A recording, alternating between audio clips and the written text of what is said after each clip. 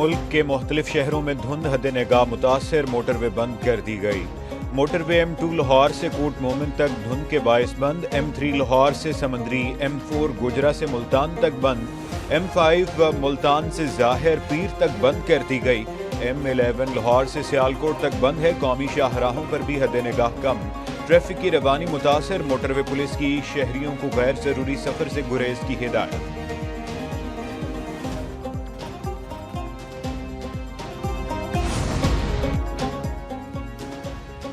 شمالی وزیرستان کے علاقے بویا میں سیکیورٹی فورسز کے کیمپ پر دہشت گرد حملہ، فورسز کی جوابی کارروائی میں 4 خوارج ہلاک۔ ISPR کے مطابق بھارتی پراکسی فتنہ الخوارج سے تعلق رکھنے والے خوارج کی دیر اندازی کی کوشش ناکام، فائرنگ کے تبادلے میں پاک فوج کے 4 جوان شہید۔ خوارج بارودی گاڑی بیرونی دیوار سے ٹکرا دی اور جس سے دیوار منہدم ہو گئی۔ دہشت گرد حملے سے قریبی شہری آبادی اور مسجد کو نقصان پہنچا۔ حملے میں خواتین اور بچوں سمیت 15 شہری بھی زخمی ہوئے۔ شہداء میں حوالدار محمد وقاص، نائک خانواز، سپاہی سفیان حیدر اور سپاہی رفعت شامل ہیں۔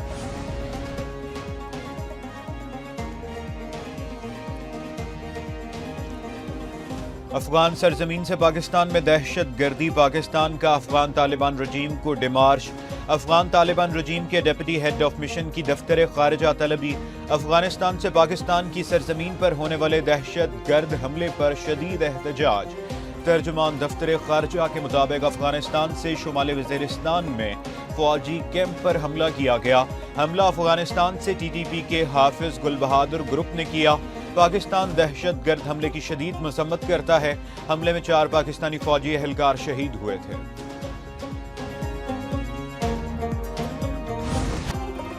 بھارت کا آپریشن سندور میں طاقت کے استعمال سے اقوام متحدہ چارٹر کی خلاف ورزی قرار۔ بھارت پہلگام حملے میں پاکستان کے ملوث ہونے کے شواہد پیش نہ کر سکا۔ اقوام متحدہ کے ماہرین نے پاک بھارت جنگ پر رپورٹ جاری کر دی۔ رپورٹ کے مطابق بھارتی اقدام مسلح حملہ سمجھا جائے تو پاکستان کو دفاع کا حق حاصل ہے۔ بھارت نے آپریشن سندور میں پاکستانی حدود میں طاقت کا استعمال کیا۔ بھارت نے UN چارٹر کے تحت سیکیورٹی کونسل کو باضابطہ اطلاع نہیں دی۔ بھارتی حملوں میں مساجد متاثر ہوئیں، متعدد شہری شہید اور زخمی ہوئے۔ UN ماہرین کی سنتاس معاہدے پر بھی پاکستان کے مواقف اور بیانیے کی توثیق۔ پانی کو سیاسی یا معاشی دباؤ کا آلہ نہیں بنایا جا سکتا۔ کوئی فریق یک طرفہ طور پر سنتاس معاہدہ معطل نہیں کر سکتا۔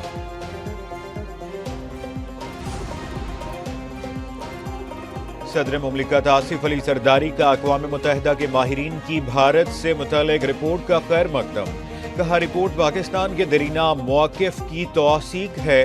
پانی کا بہاؤ اور اس کو متاثر کرنا پاکستان کے حقوق کی خلاف ورزی ہے۔ رپورٹ بھارتی طرز عمل سے بڑھتے عالمی خدشات کی عکاسی کرتا ہے۔ رپورٹ نے بھارت کے غیر ذمہ دارانہ ریاستی طرز عمل کو بے نقاب کر دیا۔ دھمکی، طاقت اور تشدد بھارت کا وتیرہ ہے۔ بھارت اقلیتوں کو دیوار سے لگانے کی پالیسی پر عمل پیرا ہے۔ واضح کر چکے ہیں پانی روکنا اور رخ موڑنا جنگی اقدام تصور ہوگا۔ اپنے آبی حقوق پر کوئی سمجھوتا نہیں کریں گے۔ نائب وزیر اعظم اسحاق ڈار کی اسلام آباد میں سفارتکاروں کو بریفنگ۔ کہا سندھ طاس معاہدے کی یک طرفہ معطلی نہیں ہو سکتی۔ بھارتی اقدام سے پاکستان کی غذائی سلامتی کو خطرہ لاحق ہے۔ بھارت غیر قانونی ڈیموں کی تعمیر جاری رکھے ہوئے ہے۔ کشن گنگا اور رتلے جیسے منصوبے معاہدے کی تکنیکی شرائط کی خلاف ورزی ہے۔ بھارتی اقدام عالمی قوانین اور ویانا کنونشن کے آرٹیکل 26 کی خلاف ورزی ہے۔ عالمی برادری سنتاس معاہدے کی مکمل بحالی کے لیے کردار ادا کرے۔ پاکستان تنازعات کے پرامن حل کا خواہاں ہے۔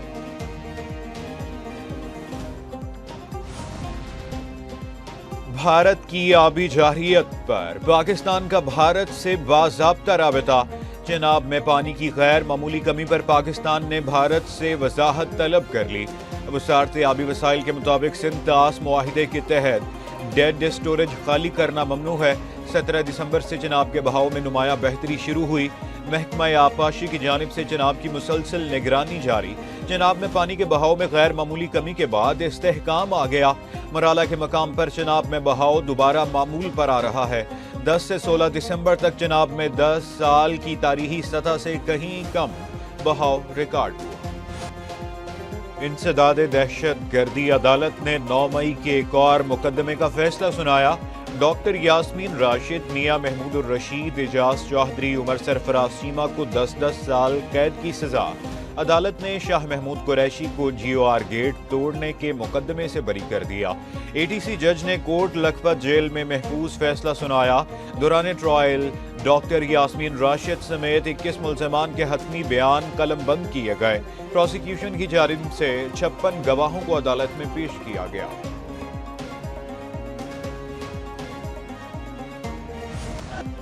بنگلہ دیشی سیاسی کارکن عثمان ہادی کی ٹارگٹ کلنگ کے بعد ڈھاکہ سمیت ملک بھر میں شدید احتجاج۔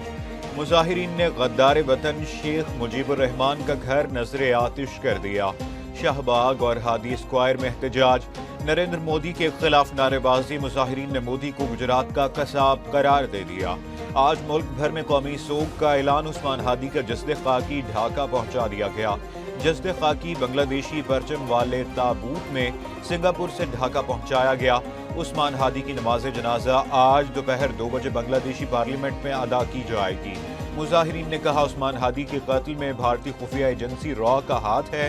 ہادی کو بھارت کی غلامی کے خلاف آواز اٹھانے کی سزا دی گئی۔ عثمان ہادی 12 دسمبر کو پرانا سینٹ کی قائمہ کمیٹی برائے مواصلات کا اجلاس۔ وفاقی وزیر مواصلات علیم خان اور سینیٹر پلوش خان کے درمیان جھڑپ۔ علیم خان اور پلوش خان ایک دوسرے کو شٹ اپ کال۔ سینیٹر پلوش خان نے کہا سوال کرنے پر وفاقی وزیر سیخ پا ہیں۔ علیم خان بولے دنیا جہاں کے بے ایمان یہاں اکٹھے ہو گئے ہیں۔ سینیٹر پلوش خان بولی آپ سوال کرنے پر سیخ پا ہیں، مجھے آپ پر قصوروار ہونے کا کہا گیا۔ علیم خان نے جواب دیا میں تمہارے کرتوت سب کے سامنے رکھوں گا، تمہاری جرت کیسے ہوئی مجھ سے ایسے بات کرنے کی۔ سینیٹر پلوش خان نے مطالبہ کیا کہ وفاقی وزیر کے رویے پر کمیٹی رولنگ دے۔ وفاقی وزیر اگر میری ذات پر بات کرنا چاہتے ہیں کے زور پر بلوچستان کے لوگوں پر اپنا نظریہ مسلط کرنا چاہتے ہیں، آپ بندوق کے زور پر خدا نخواستہ پاکستان کو توڑنے کی بات کرتے ہیں، آپ بلوچ کو ایک لاحاصل جنگ میں ڈالنے کی جو کوشش کر رہے ہیں وہ کوشش انشاءاللہ تعالیٰ تا قیامت آپ کی ناکام رہے گی۔ بندوق کے زور پر کوئی اپنے نظریات ہم پر مسلط نہیں کر سکتا۔ بلوچستان کو لاحاصل جنگ میں دھکیلنے کی کوشش ہو رہی ہے۔ وزیر اعلیٰ بلوچستان میر سرفراز بگٹی کا کوئٹہ میں تقریب سے خطاب۔ کہا دہشت گردوں کے مذموم عزائم کامیاب نہیں ہونے دیں گے، ہر قسم کے چیلنجز سے نمٹنے کے لیے ہر وقت تیار ہیں۔ بلوچستان کے عوام دہشت گردی کے خلاف کھڑے تھے، ہیں اور رہیں گے۔ بھٹکے ہوئے لوگ واپس آنا چاہتے ہیں تو ریاست کے دروازے کھلے ہیں۔ بلوچستان پولیس امن کے لیے قربانیاں دے رہی ہے۔